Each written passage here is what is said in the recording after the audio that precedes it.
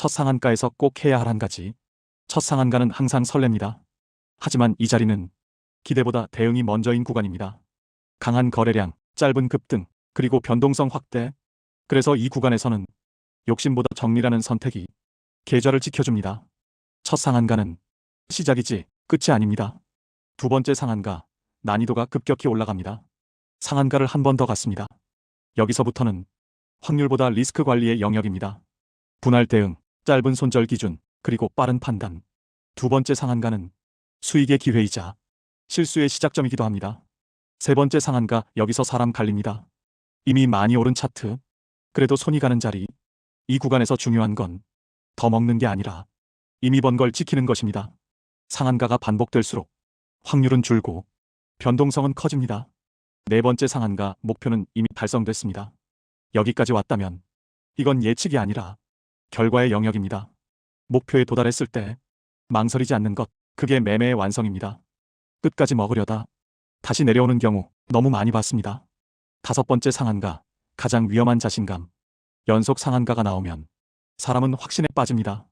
하지만 시장은 확신을 가장 싫어합니다.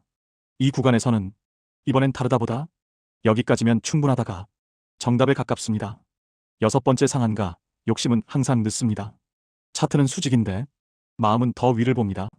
하지만 이 구간은 기회가 아니라 정리의 타이밍입니다. 상한가는 계속 나올 수 있지만 계좌는 한 번 무너지면 회복이 어렵습니다. 일곱 번째 상한가, 아쉬움이 남는 이유. 밀고 나가는 힘은 강했지만 끝자락엔 항상 흔들림이 남습니다. 이 아쉬움은 실패가 아니라 욕심을 줄이라는 신호입니다. 완벽한 매매는 없고 지켜낸 매매만 남습니다. 이건 상한가일까? 판단 기준은 딱 하나. 상한가인지 아닌지보다 중요한 건 내 기준이 있었는가입니다. 뉴스, 분위기, 댓글보다 차트와 원칙.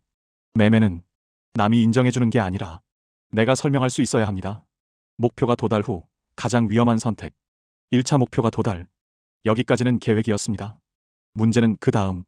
욕심이 개입되는 순간 죽음의 불타기가 시작됩니다. 그래서 저는 2차 목표 상한가에서 정리했습니다. 수익은 예측이 아니라 계획을 지켰을 때 남습니다. 급락 이후 반등. 여기서 가장 중요한 건 급락이 나오면 대부분은 겁부터 납니다. 하지만 이 자리는 공포가 아니라 반등 구조를 확인하는 자리였습니다. 눌림, 거래량, 그리고 기준 있는 대응. 상한가는 우연이 아니라 준비된 대응의 결과입니다. 손절 후 다시 잡는 용기. 처음 매수는 손절. 여기서 끝냈다면 기회는 사라졌습니다. 하지만 구조가 살아있다면 다시 보는 게 맞습니다. 손절은 실패가 아니라 다시 판단할 수 있는 권리입니다. 상한가에서도 분할이 필요한 이유.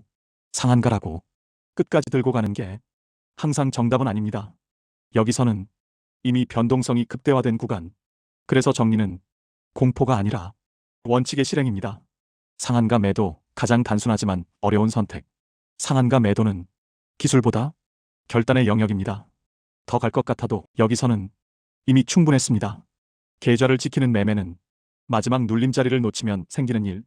이 눌림, 사실 마지막 기회였습니다. 하지만 대부분은 하락으로 착각합니다. 눌림과 붕괴를 구분하지 못하면 항상 늦습니다. 연속 상한가의 함정.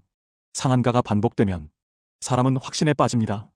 하지만 시장은 확신을 가장 먼저 꺾습니다. 그래서 이 자리는 욕심이 아니라 정리의 자리였습니다. 상한가 실패. 진짜 문제는 따로 있습니다. 상한가를 못 간 게 문제가 아닙니다. 문제는 내 물량이 체결되지 않았다는 것. 그래서 2026년부터는 될 것 같다가 아니라 체결 기준으로 매매합니다. 15번째 상한가. 여기까지 온 이유. 여기까지 온 건 실력이 아니라 반복입니다. 눌림에서 사고, 과열에서 정리하고 기록으로 남겼기 때문입니다. 상한가는 목표가 아니라 과정의 결과입니다. 12월 상한가 15번 하지만 진짜 수학은 따로 있다. 12월에 상한가는 여러 번 나왔습니다. 하지만 진짜 남은 건 숫자가 아니라 원칙과 기록입니다. 그래서 2025년은 여기서 마무리합니다. 그리고 2026년 더 많이 버는 매매가 아니라 절대 무너지지 않는 매매로 다시 시작합니다.